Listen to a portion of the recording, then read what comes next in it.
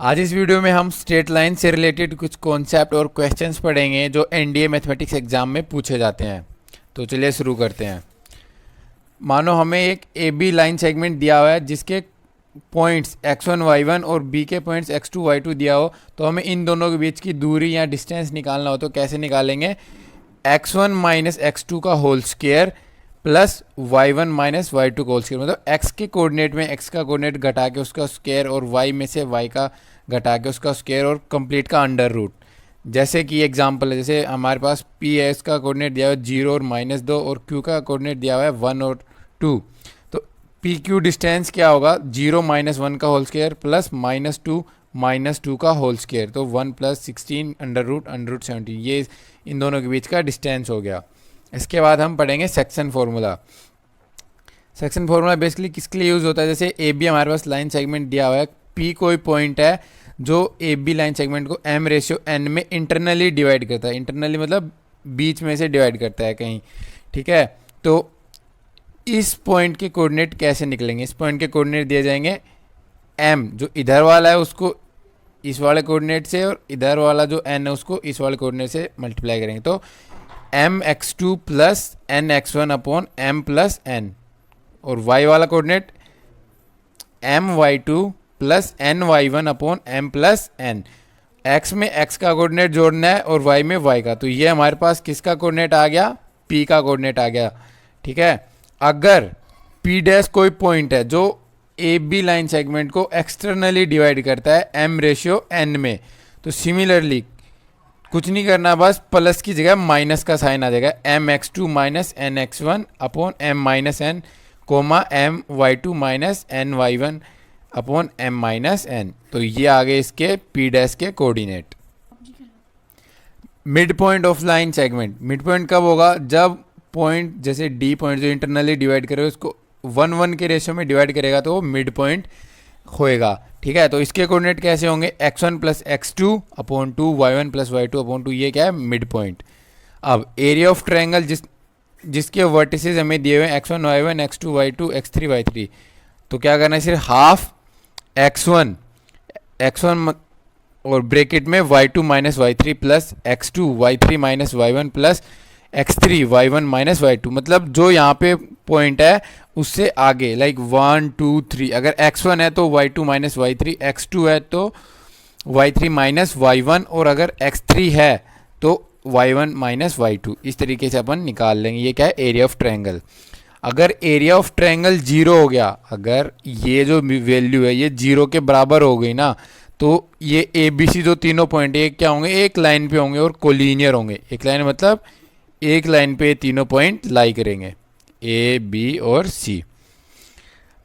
अब बात करते हैं slope of line. Slope of line क्या होती है? सबसे पहले जैसे ये हमारे पास कोऑर्डिनेट प्लेन है 2D में x और y, ये हमारे पास L लाइन है जो कि x एक्सिस के साथ थीटा एंगल बना रही है, ठीक है। तो जो थीटा एंगल है ये क्या है? इसका इंक्लिनेशन ऑफ लाइन, मतलब लाइन कितनी झुकी हुई है x एक्सिस के ऊपर, ये है इसका इंक्लिनेशन ऑफ लाइन, ठीक है। और स्लोप कैसे होगी? स्लोप होगी इसका टेंजेंट ऑफ दिस एंगल, तो टेन थीटा क्या होगी? इसकी स्लोप होगी। और स्लोप किससे डिनोट की जाती है?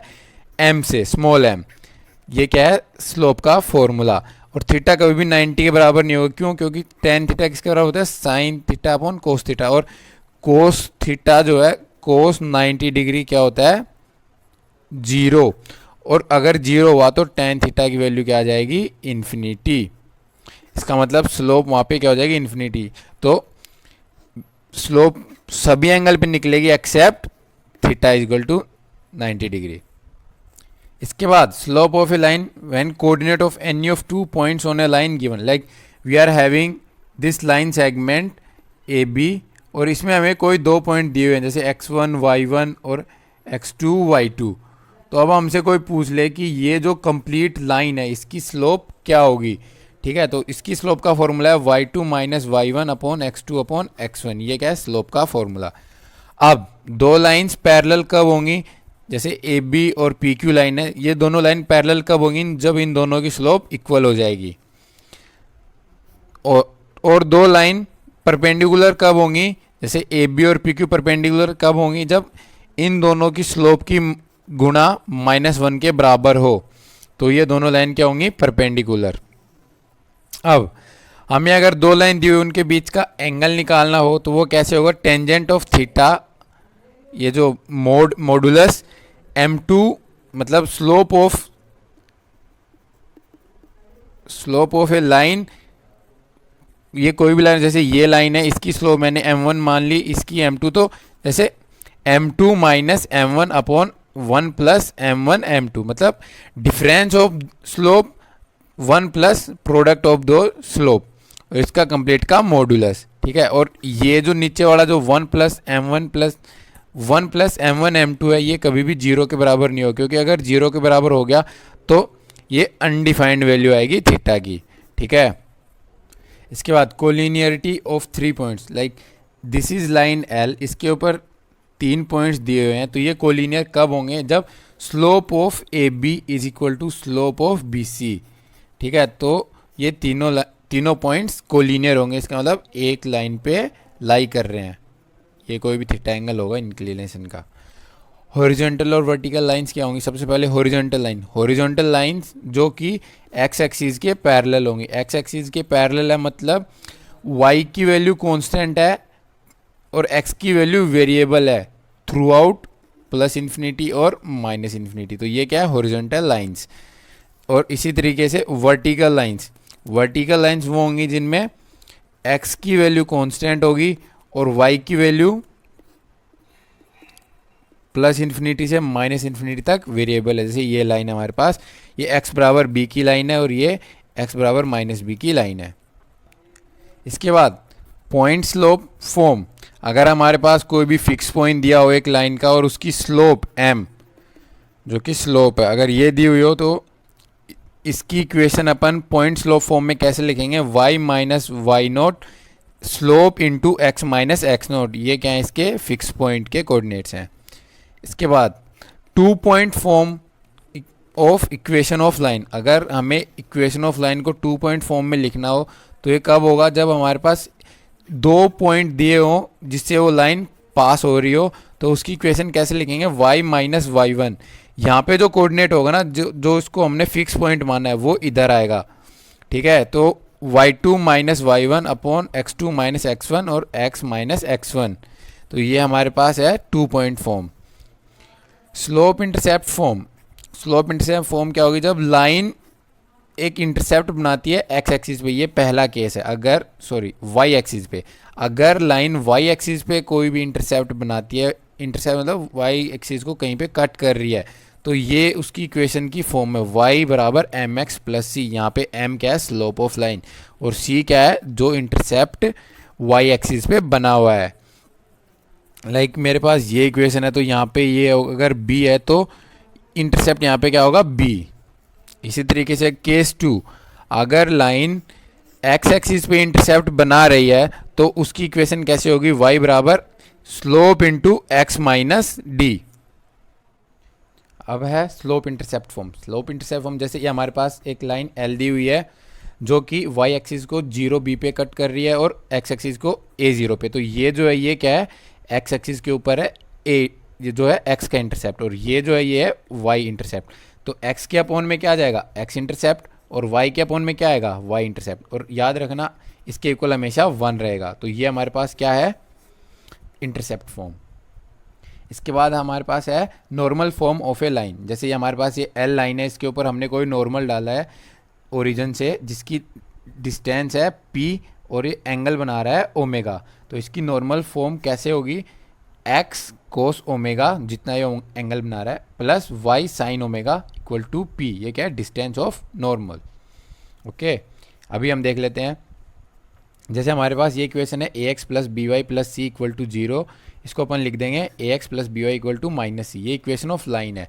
अगर हमें बोल दे कि normal form of this equation निकालो, तो मतलब इस इक्वेशन की नॉर्मल फॉर्म कैसे आएगी, तो वो नॉर्मल फॉर्म इसकी क्या होगी, एक्स कोस ओमेगा, जो भी हमने यहाँ पे देखी है, X cos omega plus Y sine omega equal to P. तो यहाँ पे कोस ओमेगा की वैल्यू कैसे आएगी, कोफिशिएंट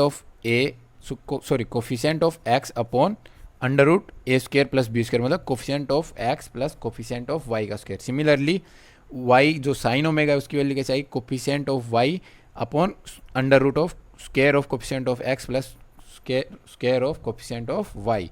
इसी तरीके से जो पी जो हमारे पास डिस्टेंस ऑफ नॉर्मल दिया हुआ है वो कैसे आएगा, जो हमारे पास कांस्टेंट है उसके अपॉन में similarly under root of square of coefficient of x plus square of coefficient of y. जैसे ये हमारे पास एक एग्जांपल दिया हुआ है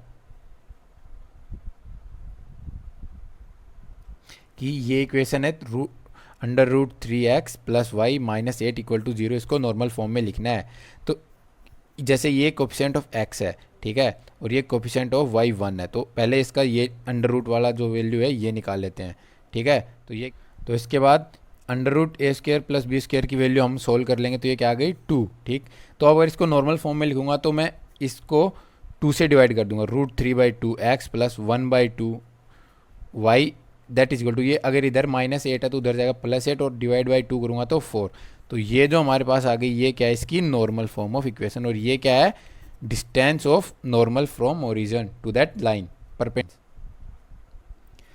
अब distance of a point from a line, अगर हमारे पास कोई लाइन है, जैसे ये लाइन ऑफ इक्वेशन, अगर पॉइंट दिया हुआ है x1 y1, तो अगर कोई पूछ ले कि x1 y1 से अगर इस लाइन का परपेंडिकुलर डिस्टेंस निकालो तो कितना होगा, तो वो कैसे दिया जाएगा, मोड ऑफ a1 x की जगह x1 और y की जगह y1 point plus c upon में अंडर रूट ए स्क्वायर प्लस बी स्क्वायर। इससे क्या आएगा, distance of a point from a line, ठीक है। सिमिलरली अगर हमसे distance between two parallel lines पूछ ले, तो अगर स्लोप इंटरसेप्ट फॉर्म में दी हुई है तो से y mx प्लस c1, तो इन दोनों की स्लोप सेम है, तो दोनों क्या है, पैरेलल लाइंस हैं, इसके इंटरसेप्ट डिफरेंट है, तो इन दोनों का जो डिस्टेंस है वो कैसे आएगा, d mod of c1 minus c2 upon under root 1 plus m square.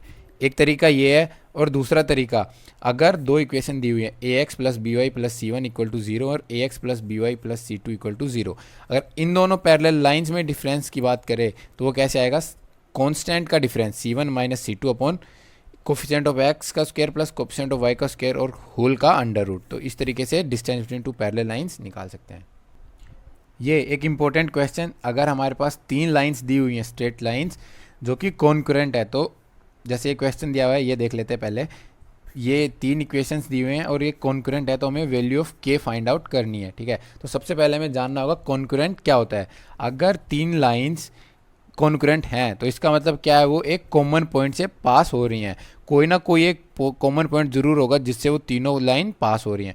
और ऐसा भी कह सकते हैं, अगर point of intersection of any 2 line, अगर 2 लाइन का पॉइंट ऑफ इंटरसेक्शन वाला जो पॉइंट है, जैसे x1 y1 हमारे पास point of intersection of first 2 line है, तो वो जो x1 y1 है ये थर्ड लाइन के ऊपर लाई करे, तो इसका मतलब तीनों लाइन क्या है, कॉन्करेंट। तो यहाँ पे जैसे हमारे पास 3 इक्वेशन दी हुई हैं, लेकिन इसमें k की वैल्यू निकालनी है, तो हम इन 2 इक्वेशंस को सोल्व करेंगे सबसे पहले। तो इन दोनों इक्वेशंस को मैंने लिख लिया, ये फर्स्ट और ये थर्ड इक्वेशन, ठीक। तो इससे मैं x और y की वैल्यू निकालने की कोशिश करूँगा। तो सबसे पहले 2 इक्वेशन है, तो इसको ईजिली सोल्व कर सकते हैं। सबसे पहले मैंने x लिखा, y लिखा और 1 लिखा। तो x वाले के लिए x को इसको हाइड कर लिया, इसको मल्टीप्लाई करूँगा इसके कोफिशिएंट -2 -1 -3 प्लस का 3, लेकिन माइनस जो बाहर लगा तो उसकी वजह से माइनस हो गया। फिर y वाले को प्रेस, y वाले में माइनस बाहर ऑलरेडी लगा होता है, तो अब इसके बाद -2 × 2 -4 और 3 × -3 -9 और माइनस जो होगा उससे प्लस हो जाएगा, ठीक। और इसी तरीके से 1 अपॉन, तो ये वाला इसको हाइड कर लेंगे, तो -1 × 2 -2 और 3 × 1 3 और माइनस का हो जाएगा, तो ये माइनस, ठीक। वैसे भी नॉर्मली भी सोल्व कर सकते हैं 2 इक्वेशंस को ऐड और सब्ट्रैक्ट करके भी, लेकिन मैंने इस तरीके से सोल्व कर लिया इसको। तो अब इसके बाद ये इसकी वैल्यू आ गई। अब एक बार इसको कांस्टेंट के इक्वल रख दूंगा, एक बार इसको कांस्टेंट के इक्वल रख दूंगा। दोनों से सोल्व करने के बाद मेरे पास x और y की वैल्यू आ गई 1 1। और ये हमने अभी क्या पढ़ा था, 3 लाइन कॉन्करेंट कब होंगी, जब 2 लाइन के पॉइंट ऑफ इंटरसेक्शन तीसरी लाइन के सेटिस्फाई करें, और हमारे पास ये ऑलरेडी कॉन्करेंट दी हुई है, ठीक है। तो ये जो पॉइंट है 1 1, ये थर्ड लाइन जिसमें k दिया हुआ है उसको सेटिस्फाई करेगा। तो मैं यहाँ पे x की जगह 1 और y की जगह 1 रख दूंगा। यहाँ पे इसको सोल्व करूँगा और k की वैल्यू मेरे पास क्या आ जाएगी, -2। धन्यवाद।